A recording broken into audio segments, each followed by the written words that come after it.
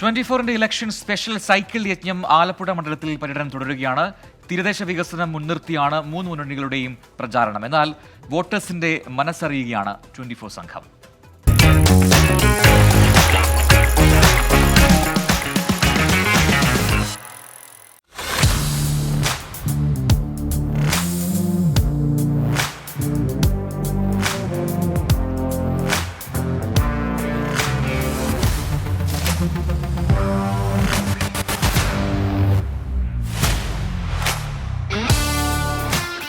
ആലപ്പുഴയുടെ പല പല മേഖലകളിൽ പോയിട്ട് നമ്മൾ ഇങ്ങോട്ട് എത്തി. സത്യം പറഞ്ഞാൽ ഭയങ്കര ചൂടാണ്. എനിക്ക് തോന്നുന്നു ഈ എറണാകുളത്ത് നിന്ന് ഇങ്ങോട്ട് വരുമ്പോൾ ആലപ്പുഴയിൽ ഇച്ചിരി ചൂട് കൂടുതലാണോ എന്ന് തോന്നും. പക്ഷേ നമ്മളിപ്പോൾ നിൽക്കുന്നത് ഈ ബീച്ച് റോഡിലാണ്.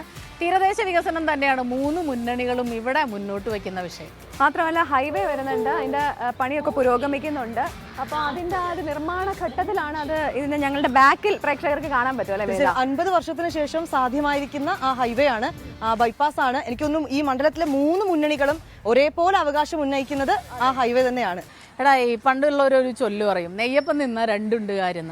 ഇപ്പോൾ ഇവിടെ പറയാൻ കാരണം എന്താ പറയുക, നമുക്ക് ഈ വോട്ടേഴ്സിന് എന്താണ് ഈ വികസനത്തെക്കുറിച്ചും ഇപ്പോൾ മുന്നണികൾ പറയുന്ന അവകാശവാദങ്ങൾ അതിനെക്കുറിച്ച് പറയാനുള്ളത് നോക്കാം. ഒപ്പം നമുക്ക് ഈ ചൂടാണ് പ്രവിത നേരത്തെ ഒരു കാര്യം പറയണ്ടായിരുന്നു. അതെനിക്ക് അപ്പോൾ നാരങ്ങ വെള്ളവും കുടിക്കുക അല്ലേ? പോയി നോക്കാം. നമസ്കാരം. എന്തുണ്ട് കുടിക്കാൻ? എന്താ ഇവിടുത്തെ സ്പെഷ്യൽ? ആദ്യമായിട്ട് തുടങ്ങിയത് അല്ലേ? എന്താണ് അതിന്റെ സ്പെഷ്യൽ? എന്താണ്? പഴവും ചോക്ലേറ്റും പാല് കട്ടയ പാലിട്ടിരിക്കുന്നത്. എന്താ വേണ്ടത്? അപ്പൊ ഓരോ ഗ്ലാസ് പോരട്ടെ, രണ്ടും ഓരോന്ന് പോരട്ടെ എന്നുള്ള സ്റ്റൈലാണ്. ചേട്ടാ, ഇതൊക്കെ മാറ്റി വെച്ചിട്ടേ നമ്മൾ ഈ മൂന്ന് പേരും നല്ല കട്ടയ്ക്ക് മത്സരിച്ചുകൊണ്ടിരിക്കുകയാണ് ഇവിടെ അല്ലേ? അപ്പൊ എല്ലാവരും പറയുന്നത് തീരദേശ വികസനം. അപ്പൊ ചേട്ടനിപ്പോ ഇതിന്റെ താഴെ തന്നെയാണല്ലോ. നമുക്ക് എന്താ പറയാനുള്ളത്? ഈ ഒരു വികസനം കൊണ്ട് നമുക്ക് എന്തെങ്കിലും ഗുണമുണ്ടായി? ഇവിടുത്തെ വികസനം എന്ന് പറഞ്ഞാൽ മത്സ്യത്തൊഴിലാളികൾക്ക് പണി വേണം. മത്സ്യത്തൊഴിലാളികൾക്ക് പണിയുണ്ടെങ്കിൽ ഈ തീരദേശം അനങ്ങി നിൽത്തന്നെങ്കിൽ ഞങ്ങൾക്ക് കച്ചവടമുണ്ട്. പിന്നെ ഇവിടെ പൊതുമേഖലയായിട്ടുള്ള എല്ലാ സാധനങ്ങളും അടച്ചുപോയി. അപ്പൊ അങ്ങനെയാണ് ചേട്ടന് പറയാനുള്ളത്. അപ്പൊ ചേട്ടാ, ഇത് മാറ്റിയിട്ട് നമ്മൾ വീണ്ടും ഷാർജ ഷെയ്ക്കിലേക്ക്. അപ്പൊ ഞങ്ങൾക്ക് നല്ല ഏറ്റവും ബ്യൂട്ടിഫുൾ ആയിട്ടുള്ള ഒരു കൂട്ടാ തരാൻ പോണേ അല്ലേ ചേട്ടാ? അപ്പൊ രുചികരമായ ഷാർജ ഷേക്ക് പോരട്ടെ ചേട്ടാ. അപ്പൊ ഷാർജ ഷേക്കിന് വേണ്ടി വെയിറ്റ് ചെയ്യുമ്പോ ചേട്ടൻ എന്താ ചേട്ടാ കുടിക്കാവുന്നേ? കുടിക്കാവുന്നതാണോ? ചേട്ടന്റെ പേരെന്താ? നല്ല ഭംഗിയുള്ള സ്ഥലമാണ്. ശരിക്കും പറഞ്ഞാൽ ആലപ്പുഴയെ സംബന്ധിച്ച് പറയുകയാണെങ്കിൽ വ്യത്യസ്തമായ ഭൂപ്രകൃതിയുണ്ട്. ഇതിനെ വേണ്ട രീതിയിൽ ഉപയോഗപ്പെടുത്തുന്നില്ല എന്ന് വേണമെങ്കിൽ പറയാൻ പറ്റും. ഇത് മുമ്പേ ഇല്ലായിരുന്നു. ഞാൻ പറഞ്ഞ 96-ന് മുമ്പേ ഇല്ല.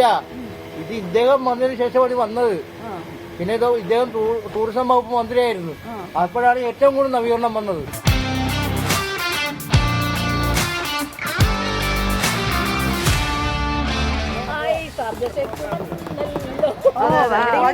നല്ല രസമുണ്ട് കാണാൻ തന്നെ ഒരു ഭംഗിയുണ്ട്. നല്ല സൗന്ദര്യമുള്ള ഷാർജ ഷേക്കാണ്. അപ്പം പ്രേക്ഷകരെ സാക്ഷി നിർത്തിക്കൊണ്ട് നമ്മൾ ഈ ഷാർജ ഷേക്ക്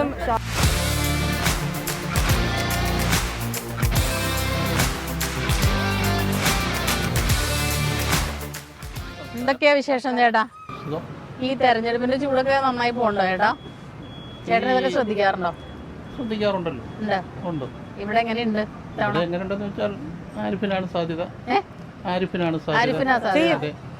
ഈ വികസന പ്രവർത്തനങ്ങളൊക്കെ നമുക്ക് മതിയായ രീതിയിലൊക്കെ പോകുന്നുണ്ടോ ചേട്ടാ? സാധാരണ ഇവരിങ്ങനെ പറയൂലോ വികസനം നടക്കുന്നു, അതുപോലെ എല്ലാ മുന്നണികളും പറയും അല്ലേ? അല്ല, എല്ലാ മുന്നണികളും പറയുമെങ്കിലും ഈ പറയുന്നതിൽ ഒരു വ്യത്യസ്തമായ രീതിയിലാണ് ഇപ്പം നിലവിൽ പറഞ്ഞ് മുമ്പോട്ട് പോകുന്നത്. അതിൽ ഒരു കാര്യമുണ്ട്, 100% വിജയത്തിലാണ് പോകുന്നതെങ്കിലും അതിനെ പ്രതിരോധിക്കാൻ വേണ്ടി പ്രതിപക്ഷം പലതും പറയും. അപ്പൊ എങ്ങനെയുണ്ട് ഇത്തവണത്തെ തെരഞ്ഞെടുപ്പ് പ്രചാരണം? ഇവിടെ ഇടതുപക്ഷത്തിനാണ് മുൻതൂക്കം. ഇടതുപക്ഷ മുന്നണി ജയിക്കും. അങ്ങനെ തോന്നാനുള്ള ഒരു കാരണം വേറെ ഒന്നുമല്ല. ഞാൻ ചോദിക്കണേ, ശക്തമായ ത്രികോണ പോരാട്ടം ഉണ്ടെന്ന് ഒരു വശത്ത് പറയുന്നു, അല്ലെങ്കിൽ രണ്ടു കൂട്ടർ തമ്മിൽ ഭയങ്കര പോരാട്ടം ഉണ്ടെന്ന് പറയുന്നു. എപ്പോഴും അങ്ങനാണല്ലോ.